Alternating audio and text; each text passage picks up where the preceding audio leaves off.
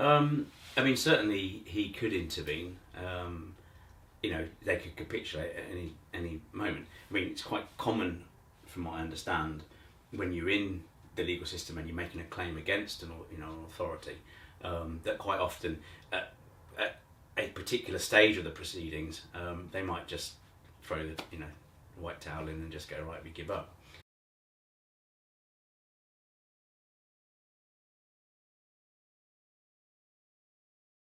There's a chance, say we win, and essentially we move on to the proper substantive part of the hearing, which is to look at our arguments as to why their decision was illegal and irrational.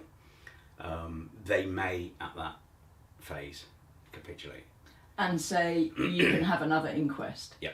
And then the thousands of pages of evidence you've got to do with the buildings coming down due to controlled demolition is examined, goes to court.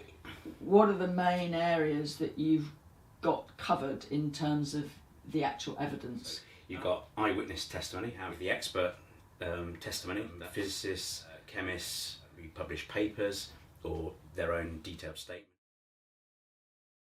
Equally, the North Tower. These are hard things for people to dismiss. Saddest, I suppose, parts of the evidence that I can remember you talking about is the forensic side of things. You mean the remains? The officials wanted to know, and we're essentially asking you, Richard, how are we going to get our British bodies home? And this flummoxed you, and you were exasperated by this question. Well, I have to say, in my defence, I was a little tired at this point, having been up for about 48 hours. And I think the impression that I got was they were desperate to have a Ronald Reagan-style drive from the airport with bodies covered with the flags and being driven to Downing Street to be greeted by Tony Blair or whoever. And having been at the mortuary overnight, I'm afraid I just snapped and said, listen, they're not coming back in coffins, they're coming back in matchboxes.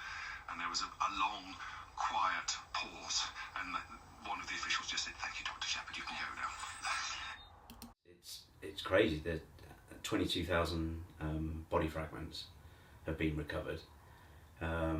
That's roughly 7 or 8 body parts per person, but bar a small number of intact bodies, some of which were recovered before the towers collapsed, and others,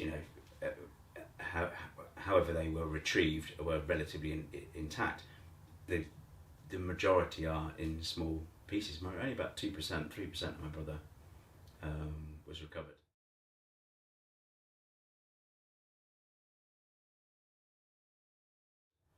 And I mean, just to give you an example, at his inquest there were 4 people from the same floor, on the 106th floor of the North Tower, and 3 of them were identical to my brother, like 2 or 3% had been recovered. One chap was almost 90% recovered.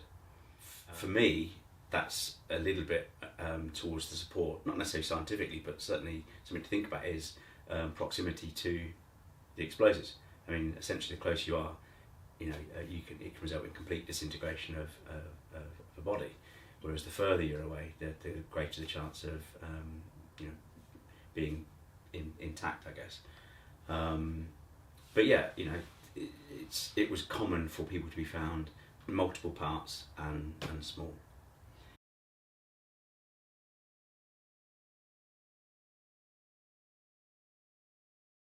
And in comparative, well, I mean, there aren't really any comparatives, are there? But if in the theory of the claim that it came down in some kind of pancaking way, that I don't think that wouldn't happen to bodies, would it? I studied a lot of evidence, I guess, of earthquakes and what happens to bodies in high rises.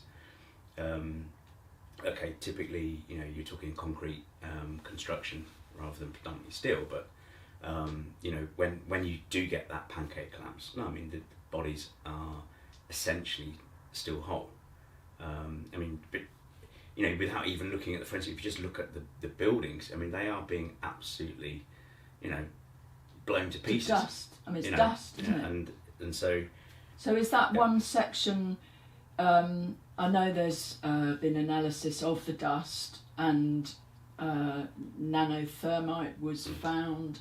Is that part of the evidence that you submitted? Because I know, was it NIST or someone said, yeah, but we can't follow the chain of, is it genuine dust? And then somebody said, well, use your dust then, and they to analyse for that, and they haven't. NIST didn't test for any sort of explosives. There's, I think, three independent confirmation done in labs of you know, this unreacted thermite in the dust. It's just one part of evidence that we've used. If there's a recognition, undeniably, the buildings have to have come down from controlled demolition. What happens then? It's going to be quite hard to get to that point. It's going to require a great deal of cooperation, I'm guessing, from the states, and a willingness, which the coroner's court should have, which is a fearless, open investigation into how someone died. So even if they get blocked by the US, they should at least be trying. You know, so okay, let's assume that they perhaps do have some access to some of the steel and such like, and they can prove that there was the use of explosives. Yeah. Because if you find one bit of nanothermite on any of the officially guarded bits of steel or dust, I mean, that's huge, isn't it? Yeah, it'd be big, and it's not. You know, like I said, it's not limited. What we've put forward is evidence. We have it open to other forms of explosives. Mm-hmm. It's just that the nanothermite has been found, whereas nothing else has. So obviously that's what we put forward. But in terms of what, not difference, but what would happen after that, I don't know. I mean, certainly the way I understand the legal system is there's no automatic anything from, not even if it's like a, you know, someone's died suspiciously in a jail cell and an inquest finds that it was, you know, not suicide, it was something else. It doesn't automatically start a criminal inquiry, it doesn't automatically start anything else. It's just, you know, the inquest scope is, this is how someone has died. Where it would go after that, I don't know. I mean, what I would hope if we did get to that point, you know, there'd be other family members encouraged to take some sort of legal action, because a lot of the power still does reside with the family members, you know, under law. For instance, if someone's remains are identified and repatriated back to the UK, and it's a fresh inquest, well, they're starting from a blank sheet, you know. But it's whether you can actually get the news out to the masses that any of this stuff is happening. I mean, for example, the original inquest wasn't mentioned in any paper. It's kind of odd, that, isn't it? You know, although we'd had 7/7 after 9/11, and obviously before the inquest, you know, it was a huge number of British victims murdered in a terrorist attack, and yet it was just kind of kept very quiet. And ignored. Yeah. And all over in an hour and 40 for 10 people. What I find quite encouraging is your journey in recent months has had some press coverage, hasn't it? The process of getting another inquest. Yeah, I mean, not me. I mean, it's kind of, I don't mind doing the odd interview, but it does become a little bit, you know, having to keep going over the same ground and stuff. But Ted Walter, who's from the International Centre of 9/11 Justice, who's pretty much been involved since 2000, when we started this 2020. He's had some interviews with George Galloway, Neil Oliver, and I think this, because of the issue that we're fighting right now, everyone can kind of see it's like, well, hang on a sec, the Attorney General's above the law, and because the judge has actually deemed it a a public interest case, it should garner more press interest. Yes, it's linked to, 9/11 and those conspiracy theorists or whatever, but actually it has that kind of wider ramifications for affecting other people's battles in trying to get permission or something from the Attorney General. So it should get more press interest, and certainly just I guess where we've been up to in the fight to try and get my brother's inquest reopened. I want you to go on Rogan. Ah. Would you do that? Well, I guess so. I mean, it's like I say, it's quite hard to keep mulling it over and talking about it. I am.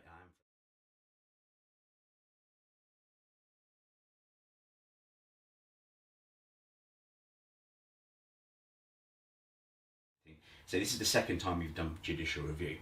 So the first time I'm getting mixed up now, not last year but the year before,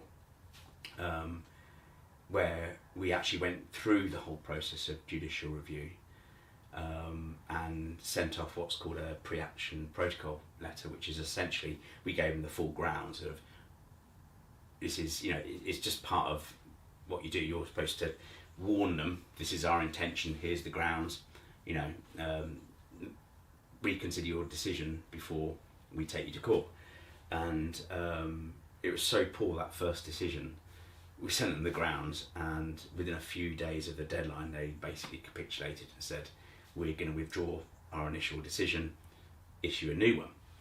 And of course we know that, and they said no again for the second time. Which is crazy. But the point being is we can't reclaim the costs from that first judicial review, and we're not talking about recovering the costs from the initial inquest application either. It's purely this judicial review. Yeah, so it's the cost last year. I can't remember what they were. God, let's just say 50,000 plus what we've had to do now for this hearing. It took £140,000. Is there support from? I can imagine there being support from around the world. I saw a survey once of the percentages of people who don't believe the official narrative. I read the 9/11 Commission, I bought the book of the published report and kind of waded through it and then saw some surveys of people saying, I don't know, it's not about, do you know what happened? It's just, do you believe the official version? And all around the world, in the Middle East, it's probably 80% of people don't. But in New York, it was about 50-50. I don't know what it is here, but is the 9/11 truth movement, is that in general, really supportive of what you're doing? Yeah, I think so. I mean, I'm not in contact with the whole of the movement, whatever the movement is, and there's obviously different factions and like anything, like any bit of activism. But I think so, and certainly it's further afield than just the States and certainly the UK. In terms of messages, support, or actually helping with donations and stuff. It's come from pretty much everywhere. You told me once someone had accused you of not having a brother in terms of just these kind of rabbit holes that people go down.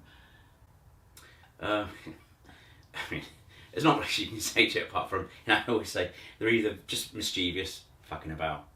It's social media, it's the internet, you can do that kind of shit with no real consequences, or it's someone deliberately just muddying the waters, doing crap, or it's just, I don't know, delusional, ill people. I've got no idea. To me, you always seem so good-humoured about it, but this kind of level. I remember you saying once that you went to pick your kids up from the local primary school, was it, with a 9/11's an inside job t-shirt. I mean, how do you cope? It's so many years. I don't know. You just do, it's always there, back of my mind, and I don't know, just something switched on in my brain when my friend sent me that John Pilger article, end of October 2001, and it was just talking about, and it was called "This War Is a Farce," and it was talking about the bombing in Afghanistan, which began for a couple of weeks, the killing of children, and just, you know, and not one terrorist, you know, being found or killed. And, you know, I think the article just finished off, it was a quote from someone who had lost a loved one over in the States, and it was like, this is all being done in our, you know, whatever, son, brother's name, etc. And, you know, that really just started me thinking that, you know, yes, I'm still processing or not processing and dealing with Geoff's death, but it was just, you know, what was going on didn't seem right. Oh, that was right. There was a quote about, it got me thinking. It was something along the lines of, you know, these majority of them were Saudi. This is the alleged hijackers. Majority were Saudi, and they seem to have been trained either in the States or Germany. And I'm sitting there thinking, and we're in Afghanistan doing what we're doing, and that really was the start of the journey for me. And it's kind of, it's justice, but not, I don't really want retribution. It's just, I want to know the truth. And I don't know, I've started on this path. It's not a case of, I can't stop. It's just like, I don't want to. And, you know, what is truth? What am I exactly going to find out? I don't know. But, you know, I think there comes a point where you're just told so many lies, you just can't live with yourself going, oh yeah, okay, you know, that's fine with me. And I just want to keep fighting until there's a little bit more light shown on what happened.